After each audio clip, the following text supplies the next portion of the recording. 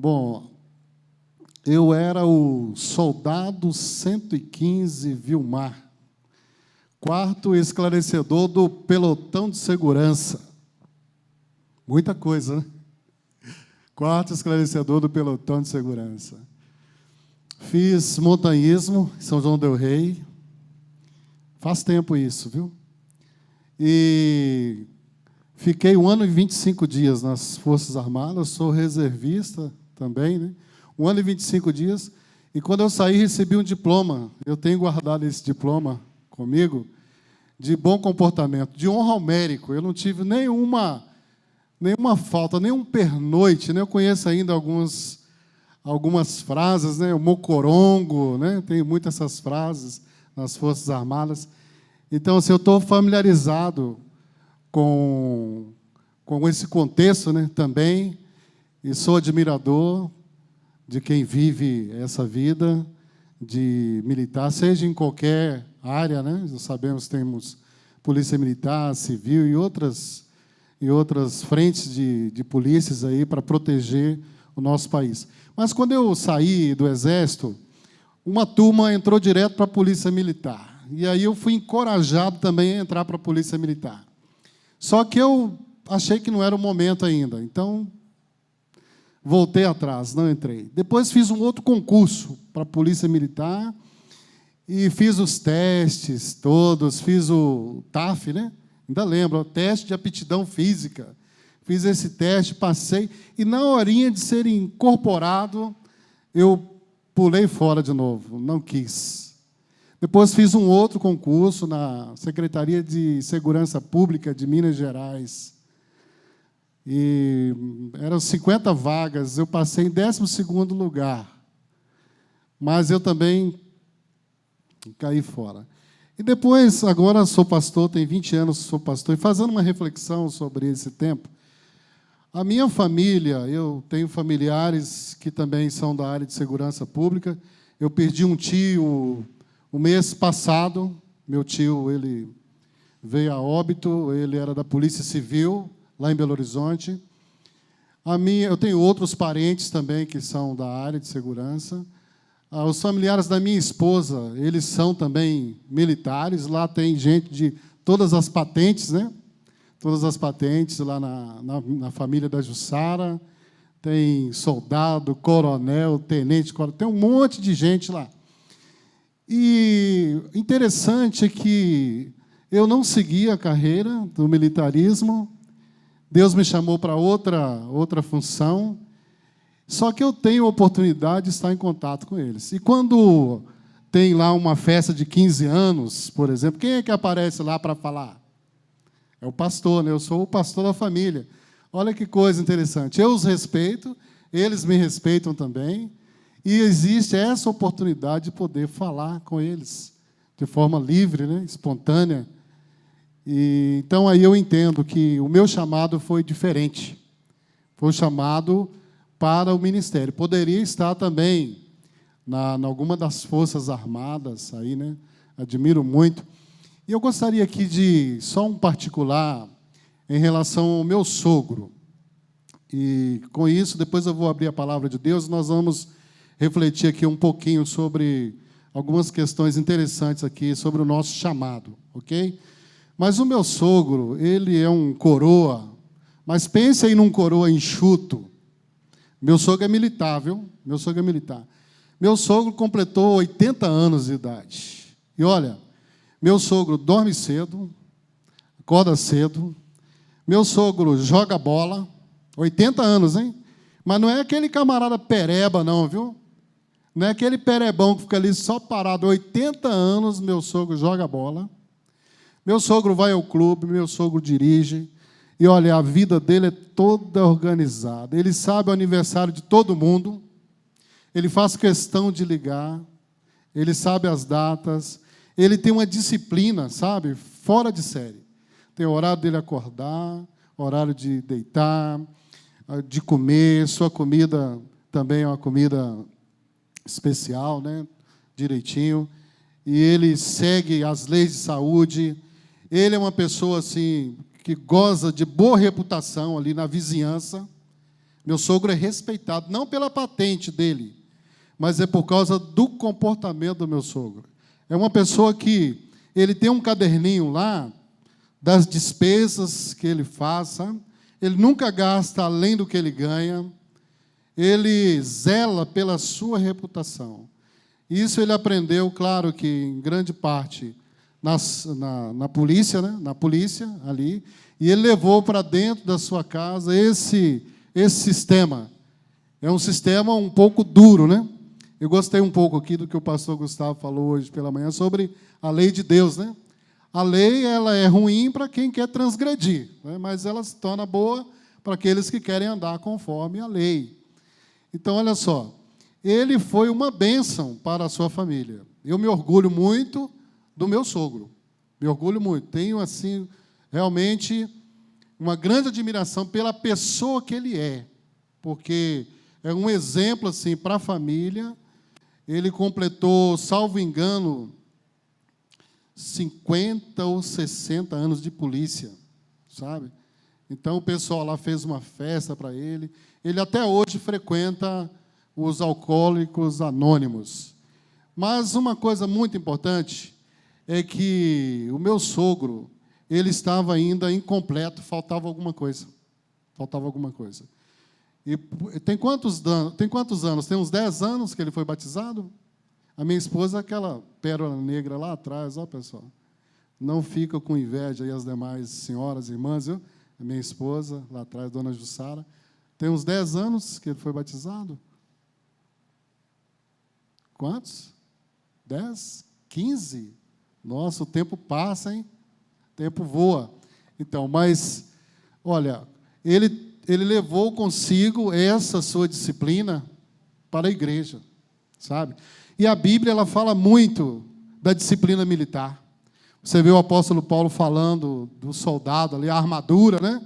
A armadura. Ele aconselhando Tiago para que fosse um bom soldado, né? Um bom soldado. Eu vi aqui irmãos, né? De várias patentes aqui hoje. Eu vi coronéis, eu vi major, eu vi tenentes, né? Vi soldados, vi irmãos da Guarda Municipal. Eu vi pessoas de todas as patentes. Eu vi também o pessoal dos carcereiros, parece que tinha um pessoal também de carceragem aqui. Eu vi pessoas de todos os setores da polícia. Mas é interessante uma coisa, olha, essa igreja, ela não faz distinção de ninguém. Nós temos uma diversidade, certo? Uma diversidade de forças armadas aqui nesse auditório. Mas o mais importante, eu vou dizer uma coisa aqui, eu sei que tem coronéis que estão aqui, olha, major também, que estão aqui nessa tarde, e outros mais que têm patentes grandes aí. Mas, olha, nesse exército só existe uma patente. Qual a patente? Soldado, né? É a patente de soldado. Todos aqui fomos chamados para ser soldados, certo? O coronel é um soldado, é ou não é? Coronel, major que está aqui, é um soldado. Ele tem que ser um soldado primeiro. E na palavra de Deus, o apóstolo Paulo, ele enaltece essa função de soldado. Porque nós temos um comandante maior, né? Nós temos um comandante maior que se chama Jesus Cristo. Então, nós estamos numa batalha. Nós podemos aqui agora traçar um paralelo, né? Do mundo físico para o mundo espiritual. O soldado, ele tem que conhecer o inimigo, não é? Ele vai para a batalha, sabendo que é o inimigo. O cristão tem que conhecer o seu inimigo também, é verdade ou não é? Tem que conhecer. Ele tem o foco, ele sabe da sua missão, ele não vai despreparado, né? Ele tem que levar consigo as armaduras, as suas armas. Eu lembro que no exército eu usava um FAL, fuzil automático pesado, né? Desculpa, então era o FAP. Fuzil automático pesado. Obrigado pela correção. Fuzil automático pesado. Tinha um tripé, colocava nas costas ali. Quando a gente saía em marcha, aí tinha 2 capacetes, né? Era um de fibra e depois um de aço, em cima do de fibra, né? Aquele coturno, uma mochila nas costas, com capixama, uma cobertinha, aquelas bem fininhas, né? O soldado não pode ter vida boa, né? E também uma pá, porque certamente lá no campo de batalha, em algum momento ele vai ter que cavar uma trincheira para se proteger. Então, o soldado, ele tem que sair preparado para a batalha.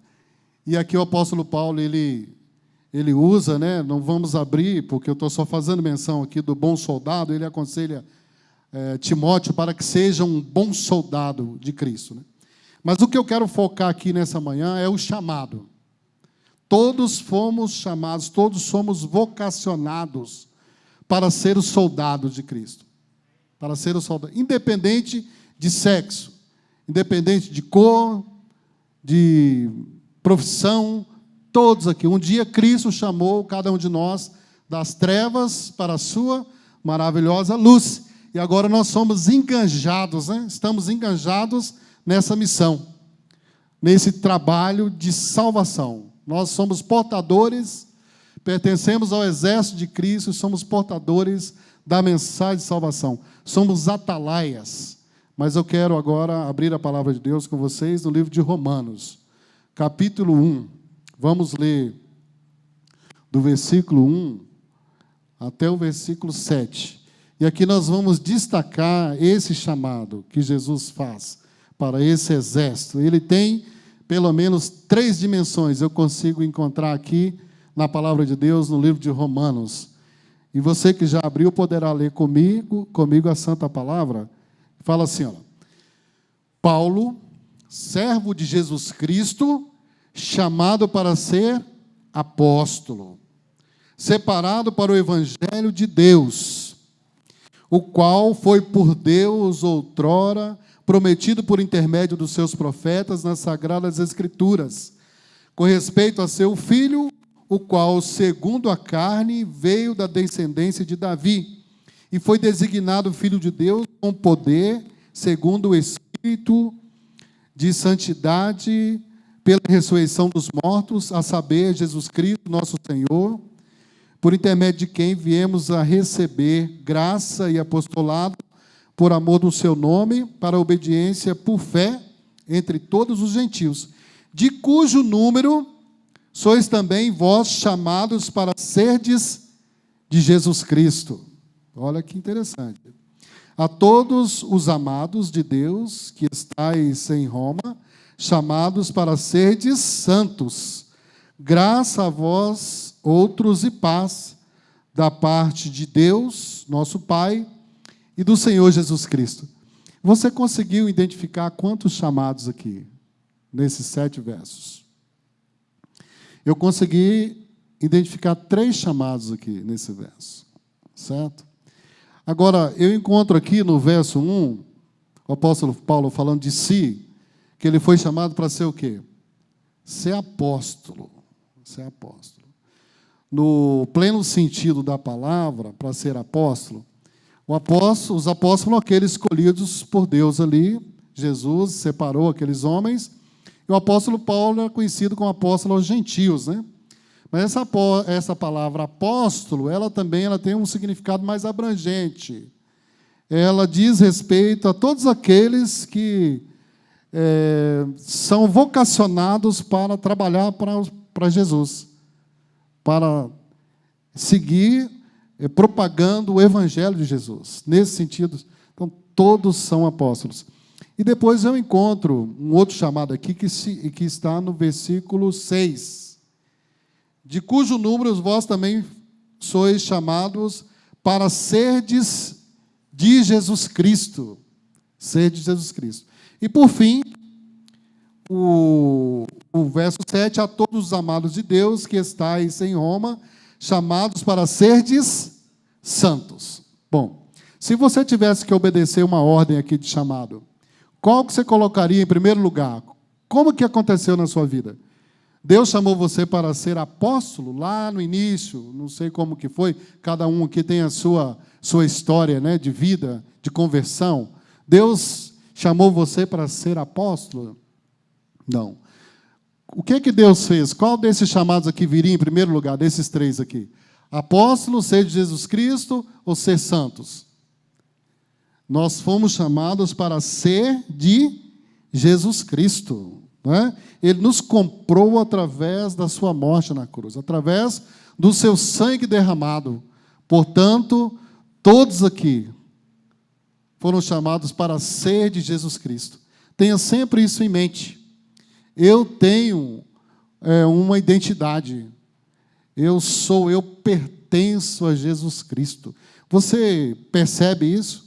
Internaliza isso? Consegue internalizar isso? Porque às vezes o nosso cristianismo, essa nossa profissão de fé, é só de boca para fora, né? Mas o cristianismo é algo vivencial, experimental. Isso a gente deve sentir e viver no nosso dia a dia. Você sente, você vive como se você fosse realmente de Jesus Cristo? Você foi chamado por Jesus Cristo? Isso é uma coisa assim que implica em muitas outras situações. Ser de Jesus Cristo não é algo assim, não é uma brincadeira. É algo tremendo, lindo e maravilhoso. Eu sou de Jesus Cristo. É uma pena que tem muita gente que esconde a sua identidade, né? Esconde a sua identidade. Mas é um orgulho ser de Jesus Cristo. Eu sou de Jesus Cristo. Você é de Jesus Cristo? O primeiro chamado foi isso, para ser de Jesus Cristo. E agora o segundo chamado. Qual seria o segundo chamado nessa ordem aqui que a gente está tentando estabelecer? Chamados para serdes santos. Ok. Uma vez chamado, salvo por Jesus, hoje nós vimos o batismo, né? Entrou nas fileiras desse exército, onde todos aqui têm a mesma patente, todos somos soldados de Jesus. Agora, então, nós vamos viver uma vida de acordo com o céu, né? Uma vida de consagração. E aí, aquele que já tem uma disciplina militar, isso aqui vai ter uma força muito grande. É claro que nós não vamos usar da forma como é usado num quartel, por exemplo, né? Que lá, às vezes, existem exageros, né? Na minha época, por exemplo, um capitão lá, quase que ele causa a morte de uns 15 soldados. Que tinha lá, colocava um pau no ombro de um, no ombro do outro, ia cruzando aquele pau assim, e depois fazia um laço chamado nó de porco, não sei, acho que é nó direito hoje, né? Colocava na cabeça de cada um, e depois com aquele pau atravessado no ombro de um e de outro, trançado ali, os soldados tinham que abaixar e passar dentro de uma manilha. Imagine vocês, 15 homens ali, atrelados, presos numa mesma corda, e tendo que se agachar, um mais alto, outro menor e tal, tudo irregular, passando dentro de uma manilha, mas foi um sufoco terrível, e as sequelas também foram terríveis. E se um tenente lá não tomasse a iniciativa e cortasse a corda, certamente teria sido fatal para alguns ali. Mas, tirando os exageros, a doutrina é uma educação fantástica e maravilhosa. Se a gente conseguir, né, transportar de forma coerente para a nossa vida cristã, é fabuloso, porque você sabe, você que é o profissional dessa segurança, né, uma profissão de alto risco, né, de alto risco, você tem que estar sempre cuidando. Você sabe que, se você viver uma vida assim, uma vida disciplinada, você vai se dar muito bem.